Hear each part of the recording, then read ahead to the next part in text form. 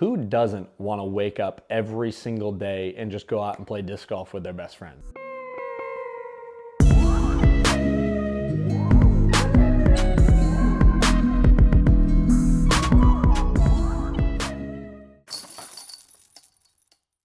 What is up? Welcome back to the channel. Today is day 18 of Vlogmas. We are officially in the home stretch and we've got a couple more videos coming in the next couple days. However, today is a video that I've been planning on filming for a while now, and I'm very excited because I feel like a lot of people don't really get this view from the tour or whatnot. So today I have a list and I'm gonna go through the pros and cons of touring the country on the Disc Golf Pro Tour. And now, of course, from the outside perspective, it may just look like a dream and a dandy time all the time, but there is some hard times and there is some times where you struggle. So we're just gonna get right into it. So starting out with the first pro, which would just be straight up freedom. Freedom to do whatever you want, wherever you wanna go, and just be whoever you wanna be, essentially. We're just in our touring vehicles, traveling the country. You can go to whatever state you wanna go, especially when we're on a long drive from one place to another. You can make many stops, and not a lot of people really have that flexibility in their lives. With our lives revolving around the Disc Golf Pro Tour schedule, sometimes you have 2 weeks where there's no tournament and basically everybody gets to pick whatever they want to do. You can either take an off week, you can go find another tournament, whatever it is. I just feel like that's something that is the easiest thing to recognize when touring the country, is just how you are literally, you are the decider of what you want to do every single day of your life. And as far as I'm concerned, that's just got to be the best part. Like, what more could you want to do than do whatever you want to do every single day of your life? But that's just a grand aspect. I know that a lot of people probably do see that part of the tour when they're watching and this and that.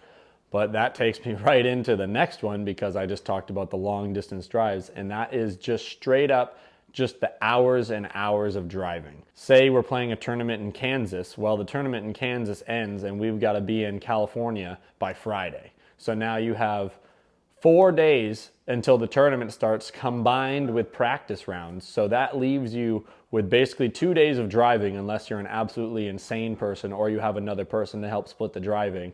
And then you have to get to the venue within the time to be able to practice and make sure you're playing at your best. So it can be really difficult. Depends on your touring situation. Like I said, if you drive alone or not alone, but that is definitely something I've been averaging over the last 2 years. I'm averaging about 30,000 miles a year, which my stepdad just told me that he actually is surprised that it's not much more. But usually if I take a long drive, I don't want to go anywhere. So my van will just stay put, or like the only places I'll go is to the grocery store and to Planet Fitness.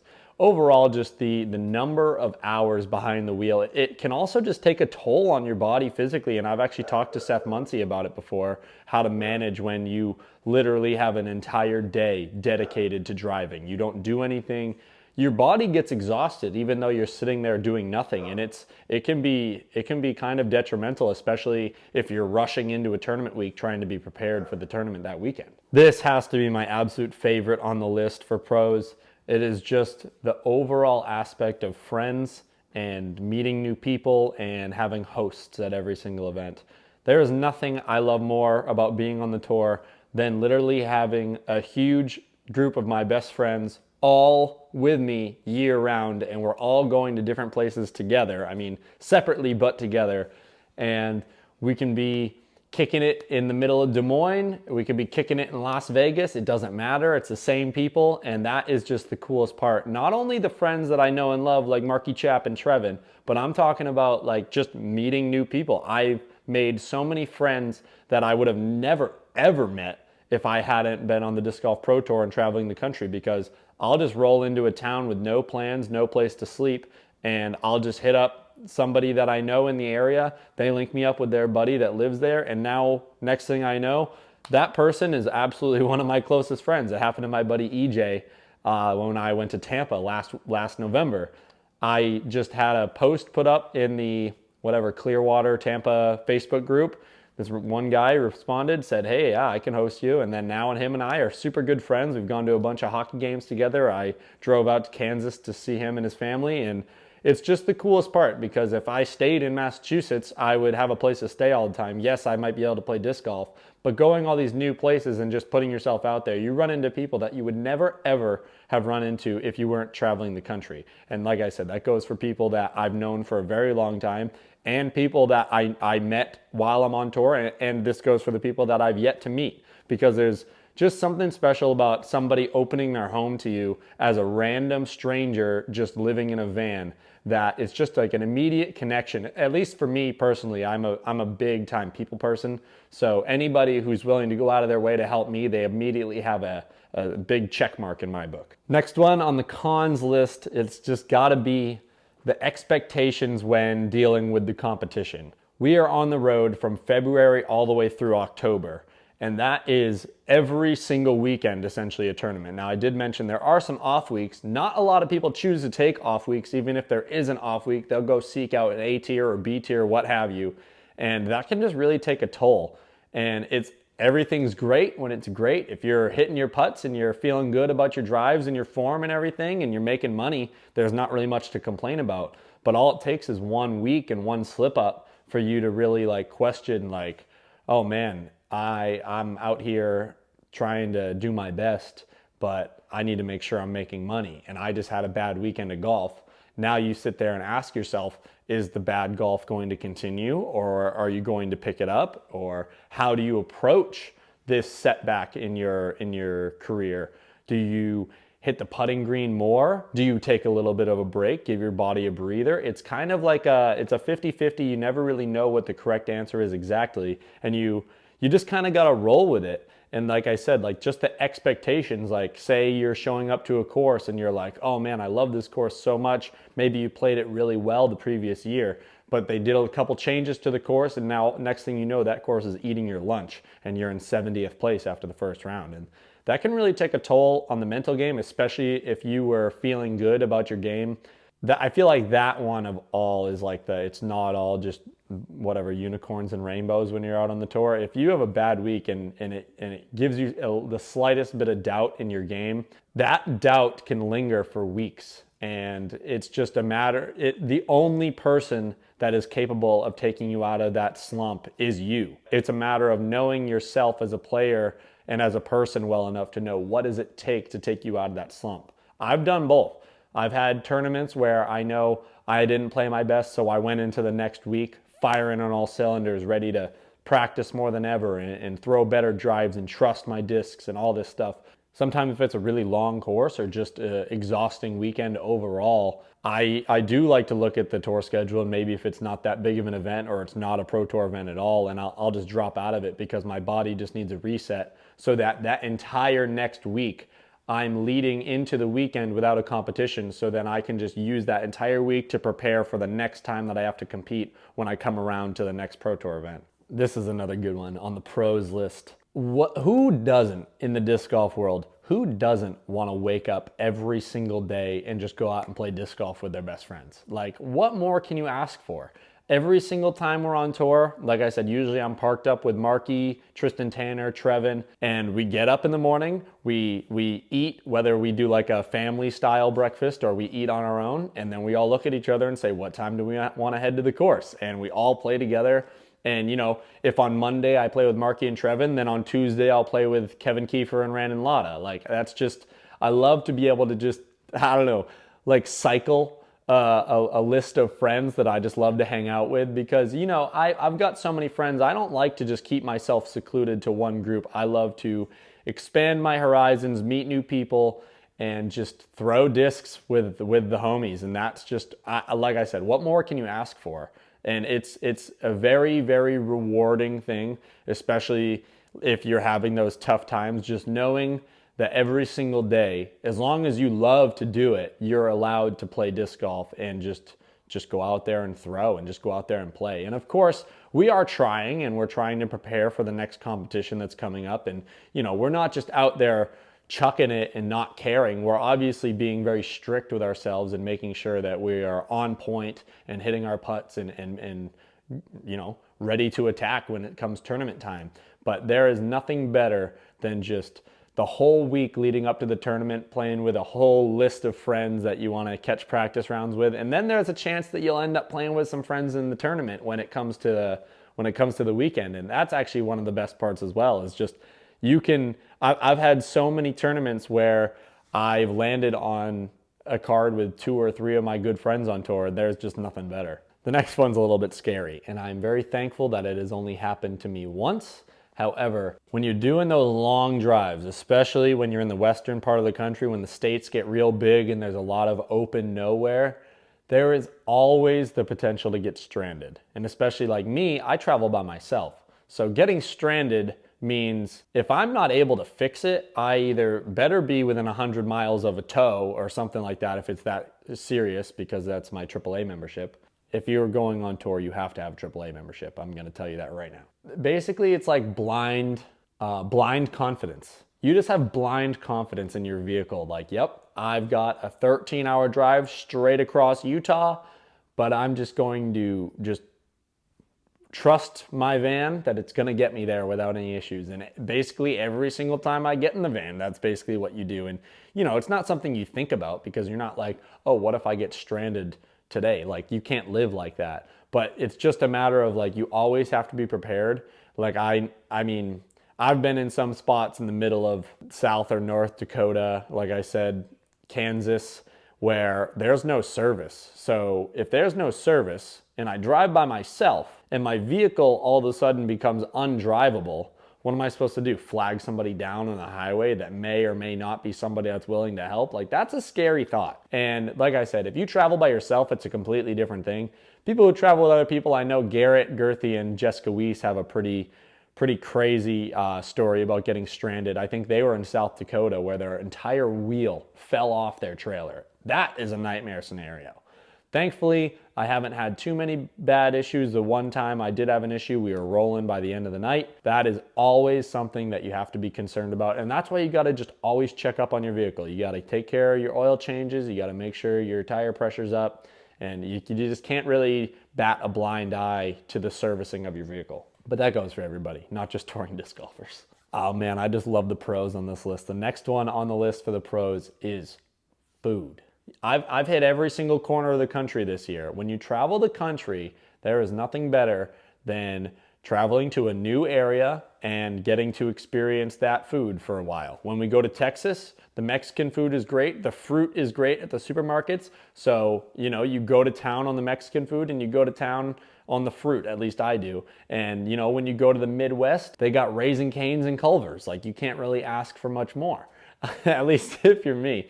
But that's just the coolest thing. Like, in Massachusetts, I've got like a lot of good local spots that I like to eat at if I do eat out. But when you're on tour and you're on the move, like, you don't have a choice but to step out of your comfort zone unless you're making the food for yourself. So going out to eat, finding the local cuisine, and especially if you've got a group of 8 to 10 of your friends that we all look at each other after the tournament round's over and say, all right, where are we going to dinner? And like, sometimes we just go, yeah, let's go to Texas Roadhouse. But, we'll hit up a local joint every once in a while, or just maybe a restaurant that's only in that area. One of them specifically, I can't wait till I get there.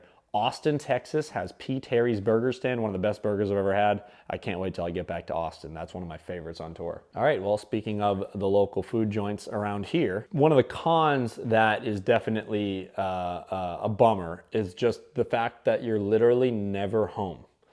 And like starting my 2022 season, I left Massachusetts right after Halloween in 2021.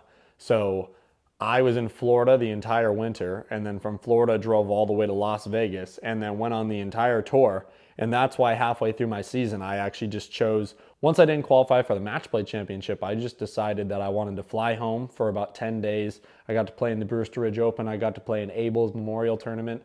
And that is something that I'm definitely going to take advantage of more often in the future, because I feel like anytime I get to come home, it's like a complete decompression and just like a relaxation. Even though I'm playing tournaments while I'm home, it's just a completely different mindset. And like I said, I was on the road away from home for more than 6 months up until the point that I came home in June. And just to have that 10 days at home, it was such a reset for me to get me going. And I started out hot. I came back out on tour right after that trip, and I shot like a 10 down the first round of the preserve. I was on chase card, feeling good. And that's just it for me. So the fact that you're never home, one of the hardest things for me on tour last year was that my dog Ryder passed away when I was at the Champions Cup. And especially of all events, I didn't see him for the last, whatever it was, 4 or 5 months. And then I get a call the night before the Champions Cup hearing that my dog passed away, and there's nothing I could have done about it, and there's nothing I can do about it, and going home doesn't make any sense. So now I'm just in Georgia by myself, the same way I would have been normally, but now I've just got this awful news, but you still have to go out and perform the next day for one of the biggest tournaments of the year.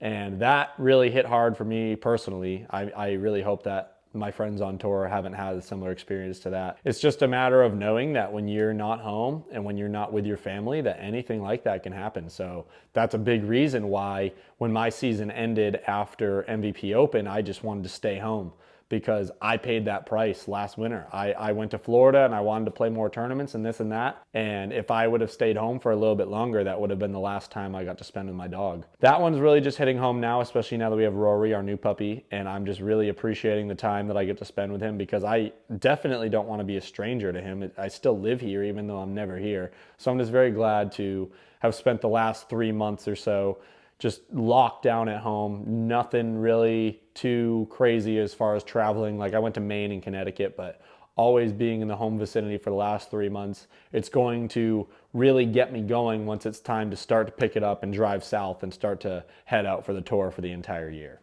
The last pro on the list, which I think this is a pro, maybe other people don't agree, but it's just the general cost of living. When a lot of people ask me what it's like to travel, like even people that live at home and they don't travel the country year round, they are interested in the van life and what its benefits are. And I think that just having a van to sleep in everywhere you go, I'm not worried about hotels. I'm not worried about Airbnbs. I can sleep at a truck stop. I can sleep at a rest stop. You know, it doesn't really matter. My cost of living is my insurance, my food, and my gas. And then there's obviously like other bills in between, but the overall outlook on it, the way I see it, is that I don't have any more bills than somebody who would normally live at home or in an apartment. The difference is that it doesn't cost me any money for rent because I own the vehicle straight up and I just go wherever I want.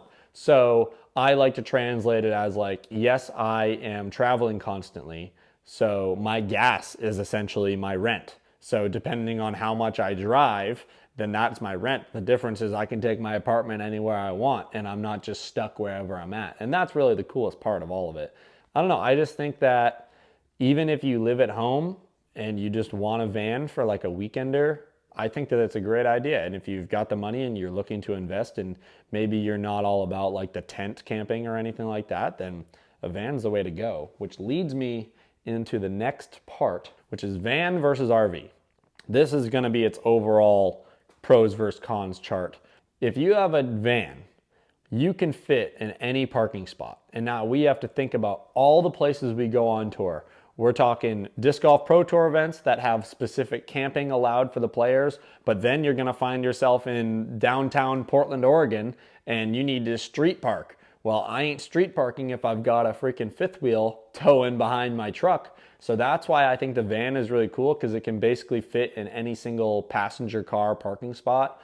But the difference is with the van versus the RV is that I have to make sure that everything is put away every single time I go anywhere, because everything goes with me everywhere I go. Some people on tour do different things.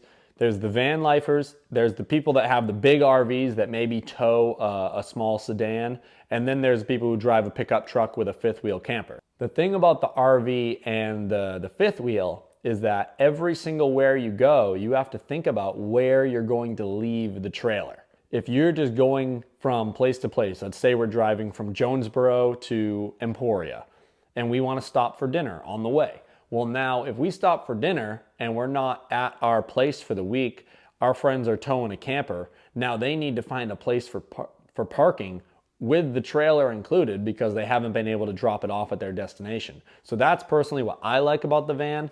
But the difference is when it's tournament week and everything is settled, you know, usually you roll in on Monday afternoon to the new place. Usually the RVs will get in their camping spot, set everything up, and then that's done for another week. They don't have to worry about breaking anything down, setting it up, anything until the next Monday. So they basically get 6 days of bliss where they have essentially a home. Where my van is more compact and it's way farther away from a regular house. Like I don't have a stove. Well, I don't have a stove top in my van. I do have a camping stove. I basically have a fridge, electric griddle, and then a propane camping stove.